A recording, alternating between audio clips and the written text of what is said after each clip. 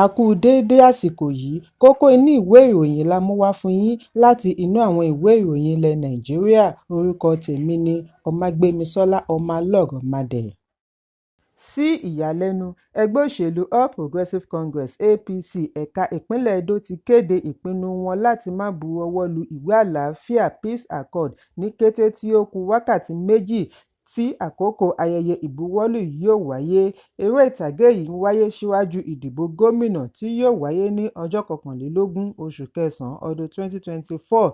Ìwé àlàáfíà yìí ni wọ́n ń gbà lérò láti fi ṣe ìgbélárugẹ ètò ìdìbò tí yóò lọ pẹ̀lú ìfọwọ́sowọ́pọ̀ àti àlàáfíà láàárín àwọn ẹgbẹ́ òṣèlú tó ń díje du ipò. Bí a kò bá gbàgbé wípé síwájú àkókò yìí ni gómìnà Godwin Obaseki kéde wípé ẹgbẹ́ òṣèlú rẹ̀, ẹgbẹ́ òṣèlú People's Democratic Party (PDP), lè má bu ọwọ́ lu ìwé àlàáfíà nítorí ẹgbẹ́ wọn kò ní ìgbàgbọ́ nínú iléeṣẹ́ ọlọ́pàá àti àjọ elétò ìdìbò (INEC). Níbi ìpàdé pẹ̀lú àwọn akọ̀ròyìn ní olú iléeṣẹ́ ìjọba ni Emperor Jarrett Tenebe ti sọ wípé ẹgbẹ́ wọn kọ̀ láti bu ọwọ́ lu ìwé àlàáfíà nítorí láti oṣù méjì tí wọ́n ti yìnbọn pa rìpẹ́tọ̀ ọlọ́pàá Onu Akor tí í ṣe amúgbálẹ́gbẹ̀ẹ́ olùdíje du ipò gómìnà ẹgbẹ́ wọn, Senator Monday Okpebholo, ní ojúnà airport. Wọn kò rí ẹnikẹ́ni mú tàbí bá ṣe ẹjọ́ lórí ìṣẹ̀lẹ̀ yìí. Ẹ̀kúnrẹ́rẹ́ ìròyìn yìí wà nínú ìwé ìròyìn Daily Post tó jáde lónìí. Ọwá Òbòkun ilẹ̀ Ìjẹ̀ṣà Ọba Gabriel Adékúnlé Arọ́mọláran ni a gbọ́ wípé ó ti wàjà. Ẹnìkan láàfin tí kò fẹ́ dárúkọ ara rẹ̀ ni ó wí fún akọ̀ròyìn wípé ọba wàjà lánàá lẹ́yìn àìsàn ráńpẹ́. Bí ó tilẹ̀ jẹ́ wípé àwọn òṣìṣẹ́ inú ààfin kò tíì fi àtẹ̀jíṣẹ́ ránṣẹ́ lórí ìròyìn yìí, ṣùgbọ́n láàrin ààfin ni wọ́n ti fìdí ẹ̀ múlẹ̀ wípé ìlúmọ̀ọ́ká ọba yìí ti wàjà. Wọ́n ní ètò ti bẹ̀rẹ̀ fún ètùtù kí wọ́n tó lè kéde ìpapòdà ọba. 40 ọdún ni ìlúmọ̀ọ́ká ọba ìpínlẹ̀ Ọ̀ṣun yìí lò lórí oyè kí ọlọ́jọ́ tó dé. Ẹ̀kúnrẹ́rẹ́ ìròyìn yìí wà nínú ìwé ìròyìn Daily Post tó jáde lónìí. Iléeṣẹ́ ológun tún ti fi ikọ̀ ológun mìíràn ránṣẹ́ sí ìlú Mọ́ríkì ní ìjọba ìbílẹ̀ Shinkafi, ìpínlẹ̀ Zamfara, bí gbèdéke ọjọ́ fún sísan 30 mílíọ̀nù náírà tí ògbólógbòó adarí adàlúrú Bello Turji fi tipátipá gbé lé wọn lórí fi tẹnubẹ́po. Turji ni yóò fi tipátipá mú àwọn ará ìlú Mọ́ríkì kí wọ́n san 30 mílíọ̀nù náírà lórí bí àwọn ológun ṣe ṣekú pa àwọn màálùú rẹ̀ ní ọ̀sẹ̀ mẹ́ta sẹ́yìn. Ìròyìn jábọ̀ wípé ní Dunfawa, abúlé láàrin Mọ́ríkì àti Shinkafi, ni àwọn ológun ti pàdé àwọn màálùú rẹ̀ nínú oṣù kẹjọ. Nígbà tí ó fìdí ìgbésẹ̀ yìí múlẹ̀, olùgbé kan, Aminu Musa, sọ pé ọjọ́ mélòó sẹ́yìn ni wọ́n darí ológun sí i. Bákan náà ni ìjọba ìpínlẹ̀ náà rán àwọn ẹ̀ṣọ́ aláàbò Community Protection Guards (CPG) sí agbègbè láti wá fi ọwọ́ kún àwọn ẹ̀ṣọ́ aláàbò tí wọ́n ti wà níkàlẹ̀. Ará ìlú yìí ní inú àwọn dùn pẹ̀lú bí àwọn ṣe ń rí àwọn ẹ̀ṣọ́ láàrin ìlú, ó mú ọkàn wọn balẹ̀. Adarí ikọ̀ ológun sì ti fi ọkàn wọn balẹ̀ wípé kò séwu lẹ́gbẹ̀rún ẹ̀kọ́ àfàìdùn ọbẹ̀. Olùgbé mìíràn, Ilyasu Aliyu, ní pẹ̀lú bí ẹ̀ṣọ́ ṣe pọ̀ tó láàrin ìlú, ẹ̀rù ṣì ń ba àwọn olùgbé nítorí ọ̀dájú ni àwọn adàlúrú wọ̀nyí, ohun ìjà olóró ọwọ́ wọn ju ti ológun lọ. Èyí ló ń fa ìbẹ̀rùbojo bí gbèdéke fún owó sísan ṣe tẹnubẹ́po lánàá Ọjọ́rú. Ó ní àwọn kò mọ ohun tí ó lè bẹ̀rẹ̀ sí ṣẹlẹ̀ nítorí Turji ti ṣèlérí láti jẹ ìlú wọn run bí wọ́n bá kọ̀ láti san owó gbà-má-bínú fún màálùú rẹ̀ tí àwọn ológun ṣekú pa. Gbogbo akitiyan láti bá olórí ìlú Mọ́ríkì, Alhaji Bashir Ismail Ari, sọ̀rọ̀ ló já sí pàbó nítorí pípa ní ẹ̀rọ ìbánisọ̀rọ̀ rẹ̀ wà.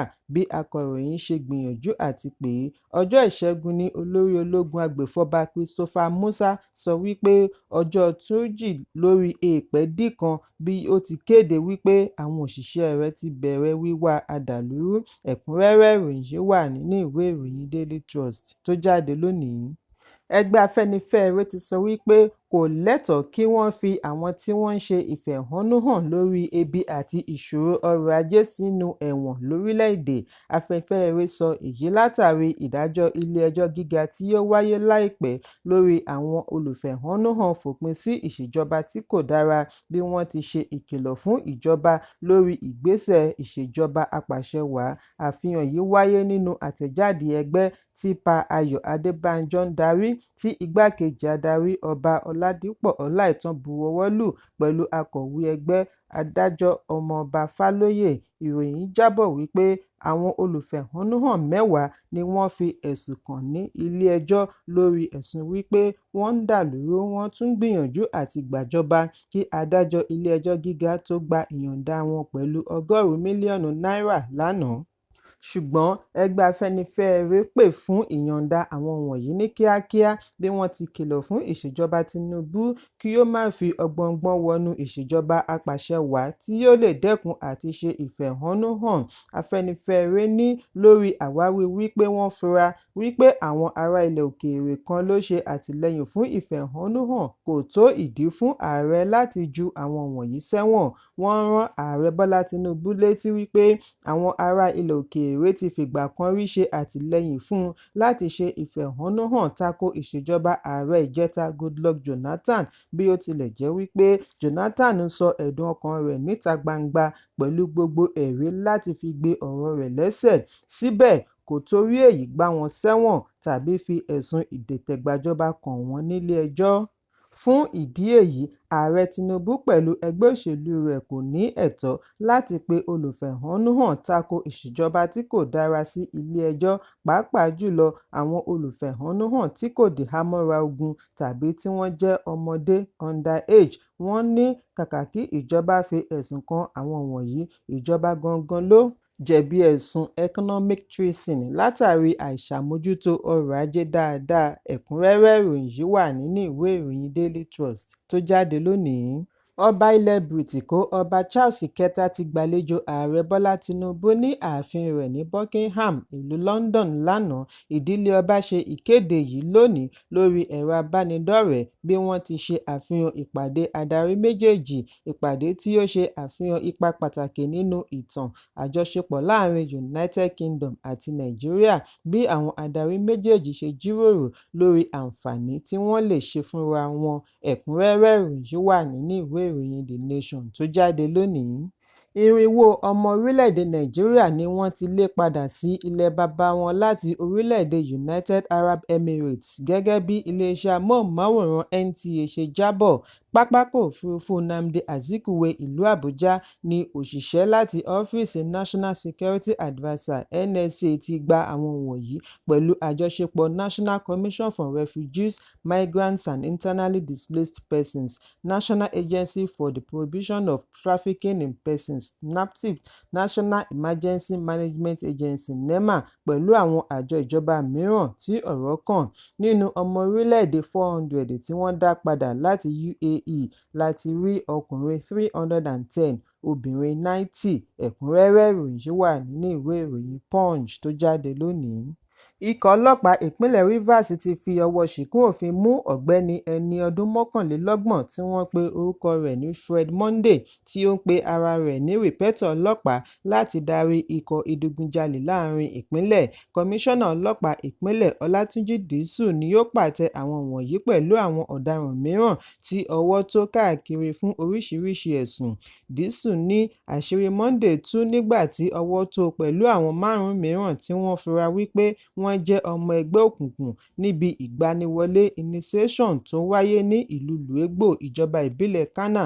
Dìísù ní wọ́n bá aṣọ ọlọ́pàá, police camouflage pẹ̀lú ìbọn AK-47 rifle, magazine 10 àti 29 rounds of live ammunition ní àkàtà rẹ̀ kí wọ́n tó fi sí àhámọ́ ní ọjọ́ 9 oṣù kẹjọ. Kọmíṣánná ní lẹ́yìn ìwádìí tó jinlẹ̀ ni wọ́n ṣẹ̀ṣẹ̀ ṣe ìdánimọ̀ rẹ̀ pẹ̀lú oríṣiríṣi ìwà ọ̀daràn tí ó ti hù. Dísù fìdí ẹ̀ múlẹ̀ wípé afurasí yìí jẹ́wọ́ wípé òun ra àwọn ohun ìjà olóró yìí lọ́wọ́ ẹnìkan tí wọ́n pe orúkọ rẹ̀ ní Goodluck aka Boy J ní ọdún 2021. Bákan náà ni ó fìdí ẹ̀ múlẹ̀ wípé gbogbo àwọn ọmọ ẹlẹ́gbẹ́ òkùnkùn 5 tí wọ́n mú pẹ̀lú rẹ̀ ni wọ́n jẹ́ akẹ́kọ̀ọ́ Kensaro Wiwa Polytechnic. Wọ́n ti pè wọ́n sílé ẹjọ́. Gbogbo wọn ti wà ní ọgbà ìwà àtúnṣe. Ẹ̀kúnrẹ́rẹ́ ìròyìn yìí wà nínú ìwé ìròyìn Vanguard tó jáde lónìí. Ẹgbẹ́ agbábọ́ọ̀lù aláfọwọ́jù sáwọn J Tigers ti wá ọ̀nà já gbangba sí ìpele semi-final níbi ìdíje 2024 Afrobasket Under-18 Women's Championship tó ń lọ lọ́wọ́ ní Pretoria, orílẹ̀-èdè South Africa. Iléeṣẹ́ ìròyìn náà ní jábọ̀ wípé J Tigers na àwọn akẹgbẹ́ wọn láti Egypt pẹ̀lú àmì ayò 66-51 lálẹ́ àná. Ìpele àkọ́kọ́ ní Nàìjíríà ti ń jáwé olúborí bọ̀ pẹ̀lú 24-13 tí wọ́n sì bá a kanlẹ̀. Ìṣíde àkọ́kọ́ ní Egypt ti jáwé olúborí pẹ̀lú àmì ayò 72-60 kí wọ́n tó ṣubú ní ìpele quarter final. Bẹ́ẹ̀, Mali ti dá Rwanda padà sílé ní ìpele quarter finals.